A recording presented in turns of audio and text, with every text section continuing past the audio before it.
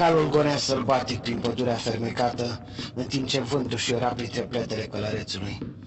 Părul negru ca smoala părea să încerce să se întoarcă acasă, dar era doar vântul aspru care îl ducea în urmă. Călărețul se agăță și mai strâns decât calului, conștient de gravitatea misiunii sale. El călărea așa cum făceau toți strămoșii săi, începând cu primul blac și continuând până la el.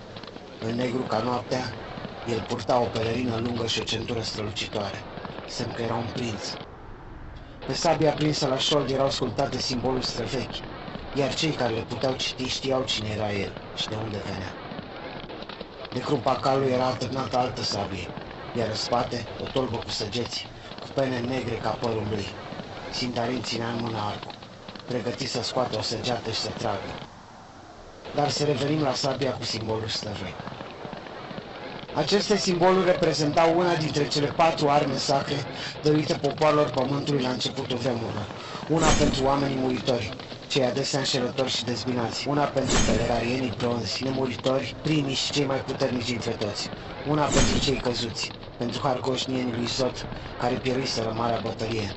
Sabia ar fi putut ține acești nemuritori în frâu, dar în schimb, ea era sursa puterilor. Acești fioroși nemuritori rapizi ca fulgerul și înșelători ca șerpii, întunecau soarele însuși cu apariția lor. Și sabia blahilor, săbile erau rezervate doar pentru aceste popoare, fiind doar urmașii sângelui primilor părinți din aceste neamuri care le puteau stăpâni. Sabia unică, cea de-a 4-a, putea fi atinsă doar de cel unic, de cel care avea să vină. Dar unde era acela? Calul sălbatic coti pe prima cărare găsită și se îndreptă spre munți, spre cei mai vechi munți din lumea cunoscută. El trecuse prin multe păduri, de la gurile mării până la acești munți. Dincolo de ei, lumea era un mister. Părinții săi au luptat în marele război, dar amândoi au murit, înainte să-i poată dezvălui misterul. Așadar, el era trimis să descopere și să relateze ceea ce se întâmplase. De ce au murit? Aceasta era misiunea sa, să afle și să relateze despre marele pericol care se apropia dinspre mare. Pe corăbii cenușii sosiseră ființe ciudate, dar și oameni întunecați, inclusiv acel personaj misterios. Cine era el și de ce și-a luat asaltul asupra teritoriilor popoarelor libere? Castelul prințului fusese cucerit, iar părinții săi uciși. Sindarin se apropia de munți, locul în care trebuia să găsească ajutorul blahilor. Cu ajutorul lor, el avea să-i ducă în siguranță peste hotarele țării lor și avea să-și recupereze ceea ce le aparținea, să-și răzbune părinții.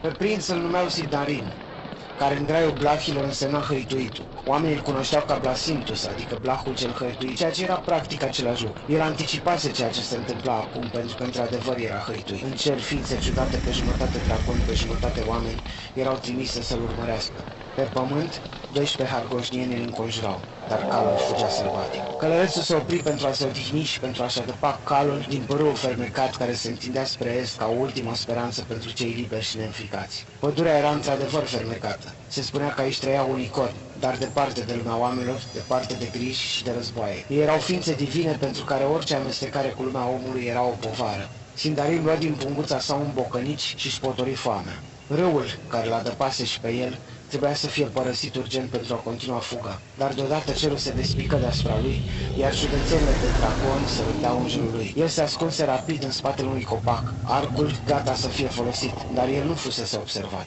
Și altceva atrăsese atenția inamicului. Un inoroc se apropia să bea din râu. Inorocul era alb ca zăpada, cu un corn format din scoici care luminau mai strălucitor decât orice lumină omenească. Era grațios și puternic, dar acum era amenințat de primejdie, căci ceva cobora spre el din cer. Sindarin slobozi prima săgeată care atinse aripa creaturii. Inorocul scoase un țipăt de durere, dar se desprinse și porni în fugă, urmat de a doua săgeată pe care Sindarin o sări. Inorocul era aproape al său, aproape să fie salvat, dar ceva nevăzut ucise creatura. Aceasta a căzut la pământ și dispăru într-un țipăt lung și înfricoșător. Inorocul se întoarse spre sursa amenințării, dar nu Sindarin fusese cel care ucisese inamicul. În inimă avea o săgeată, a cărei peniță era albă, nu neagră ca lui Sindarin. Dar cine era misteriosul vânător care ucisese creatura? Nu avea timp să se gândească la asta. Se repezi la cal, îl apucă de capătul frâului și porni din nou spre vest. În urma lui venea inorocul, iar în spate se apropiau harcoșnienii.